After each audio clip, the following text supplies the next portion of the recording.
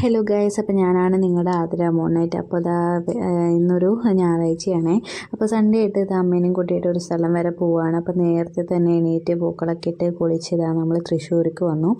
അപ്പോൾ വേറെ എവിടേക്കല്ല, അമ്പലത്തിലോട്ടാണ് വന്നിരിക്കുന്നത്. അപ്പോൾ വടക്കുന്നാഥനിലൊന്ന് തൊഴണം, കുറേ നാളായി വന്നിട്ട് കേട്ടോ.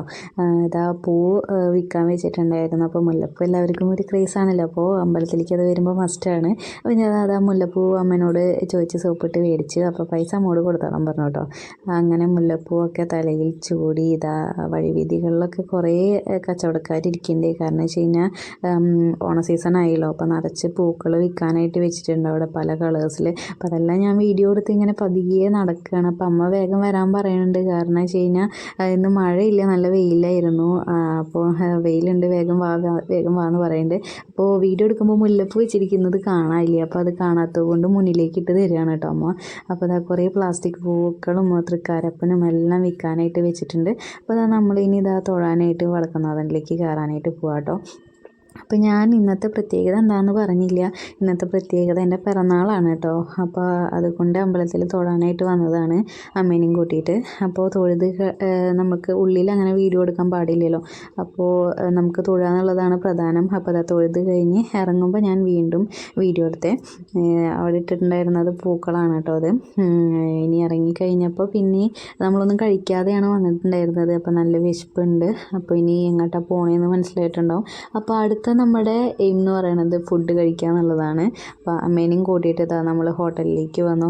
ഭാരത് ഹോട്ടലിലേക്കാണ് വന്നത്. എപ്പോഴും ഇവിടുത്തെ ഫുഡിനെ കുറിച്ച് പറയേണ്ട ആവശ്യമില്ല, അടിപൊളി ഫുഡാണ്. അപ്പോൾ ഇവിടുന്ന് ഫുഡ് കഴിക്കാൻ ഇഷ്ടമാണ് കേട്ടോ. അപ്പോൾ ഇവിടെ വന്ന് നമ്മൾ ഇവിടെ എപ്പോൾ വന്നാലും വെയിറ്റ് ചെയ്ത് നിന്നിട്ടാണ് ഫുഡ് കഴിക്കാൻ പറ്റുള്ളൂ. കാരണം വെച്ച് കഴിഞ്ഞാൽ നല്ല തിരക്കുണ്ടാവാറുണ്ട്. അങ്ങനെ വെയിറ്റ് ചെയ്ത് നിന്ന് മസാല ദോശ കഴിച്ചു. വീട്ടിലെത്തിയിട്ട് നമ്മൾ സദ്യ ഓർഡർ ചെയ്തിട്ടുണ്ടായിരുന്നു. കുറച്ച് ക്വാണ്ടിറ്റിയിൽ നമുക്ക് മാത്രമുള്ള സദ്യയാണ് ഓർഡർ ചെയ്തിട്ടുണ്ടായിരുന്നത്. അപ്പോൾ കുറച്ച് നേരം ഒന്ന് കിടന്നൊക്കെ കഴിഞ്ഞ് ഉറക്കമൊക്കെ കഴിഞ്ഞ് എണീറ്റപ്പം അച്ഛൻ സദ്യക്കുള്ള സാധനങ്ങളെല്ലാം പോയി എടുത്തിട്ട് വന്നിട്ടുണ്ടായിരുന്നു. അപ്പോൾ അതെല്ലാം എത്തി.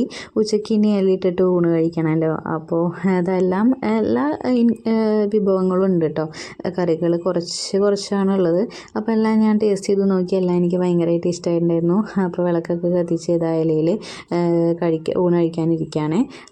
എനിക്ക് എൻ്റെ ഫേവറേറ്റ് എന്ന് പറയുന്നത് കൂടുതലും കാളനൊക്കെയാണ് എനിക്ക് കൂടുതൽ ഇഷ്ടം ഇതിൽ. അപ്പം ഞാൻ ആദ്യം അതൊക്കെ ഒരു നുള്ളി എടുത്ത് ടേസ്റ്റ് ചെയ്ത് നോക്കിയത്.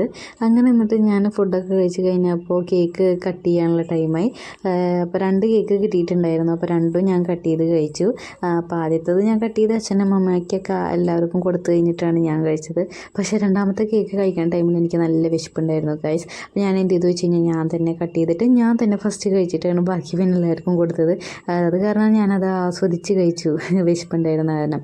അപ്പോൾ ഞാൻ ഈ ഇട്ടിരിക്കുന്ന ഈ ഡ്രസ്സും എനിക്ക് ഗിഫ്റ്റ് കിട്ടിയതാണ് കേട്ടോ, ബർത്ത്ഡേ ആയിട്ട്.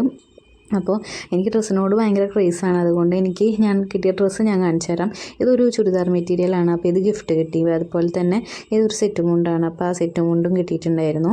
പിന്നെ അടുത്തത് നമുക്കൊരു ബനാറസി ടൈപ്പ് സാരിയാണ്. അപ്പോൾ ആ സാരി നമുക്ക് ഗിഫ്റ്റായിട്ട് കിട്ടിയിട്ടുണ്ടായിരുന്നു. പിന്നെ ഞാൻ ഇട്ടിരിക്കുന്നത്